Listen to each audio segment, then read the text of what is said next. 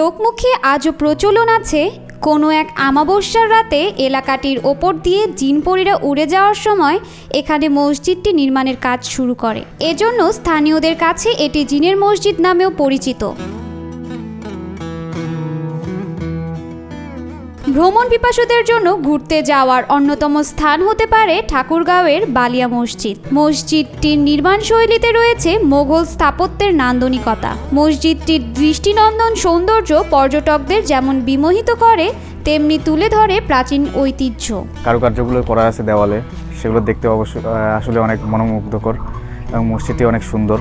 ঠাকুরগাঁও জেলা শহর থেকে 17 কিলোমিটার উত্তরে সদর উপজেলার বালিয়া ইউনিয়নে অবস্থিত ঐতিহাসিক ছোট বালিয়া মসজিদ। জেলার বিভিন্ন ঐতিহাসিক স্থাপনা ও প্রত্নতাত্ত্বিক নিদর্শনের মধ্যে বালিয়া মসজিদ অন্যতম। দূর দূরান্ত থেকে প্রতিদিন এখানে নামাজ পড়তে ও মসজিদটি দেখতেও আসেন অনেকে।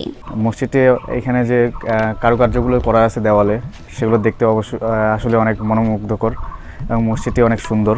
মসজিদটিতে হাতে তৈরি ইটের সঙ্গে ব্যবহার করা হয়েছে চুন সুরকি।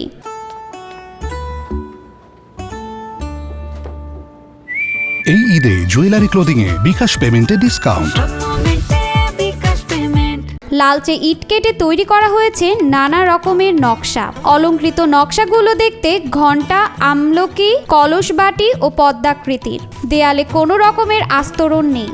সেই পুরনো অবয়বের সঙ্গে সামঞ্জস্য রেখে ওপরে তৈরি করা হয়েছে 3টি সুউচ্চ গম্বুজ। আমরা এখানে এসে নামাজ পড়ি, অনেক দূর দূরান্ত থেকে লোক আসে মসজিদটা দেখতে। অনেক সুন্দর এখানে মসজিদটা। সদর দরজা, খোলা চত্বর আর মূল দালান তথা নামাজ ঘর, এই 3 অংশ নিয়েই বালিয়া মসজিদ কমপ্লেক্স। বিভিন্ন মোগল স্থাপনাগুলোর সঙ্গে মসজিদটির বেশ মিল রয়েছে। মাত্র একটি প্ল্যাটফর্মের ওপর 42 ইঞ্চি প্রশস্ত দেয়াল দিয়ে দাঁড়িয়ে আছে মসজিদটি। এর উত্তর দক্ষিণে 69 ফুট 2 ইঞ্চি আর পূর্ব পশ্চিমে 62 ফুট 6 ইঞ্চি দীর্ঘ। মূল ভবনটি পূর্ব পশ্চিমে 25 ফুট 11 ইঞ্চি প্রশস্ত। প্ল্যাটফর্ম থেকে ছাদের উচ্চতা 17 ফুট। অনেক দূর দূরান্ত লোকজন আসে দেখার জন্য। নকশাগুলো অনেক সুন্দর। এখানে নামাজ পড়তে আসলে মনটাই অন্যরকম একটা মুড নেয়, ভালো লাগে। বালিয়ার জমিদার কন্যা গুলমতি চৌধুরানীর স্বামী মেহেরবক্স চৌধুরী বালিয়া মসজিদ নির্মাণ করেন বলে জানা যায়। বালিয়া মসজিদটির গায়ে খোদাইকৃত তথ্য অনুসারে 1317 বঙ্গাব্দে তথা 1910 খ্রিস্টাব্দে মসজিদের নির্মাণ কাজ শুরু করা হয়েছে।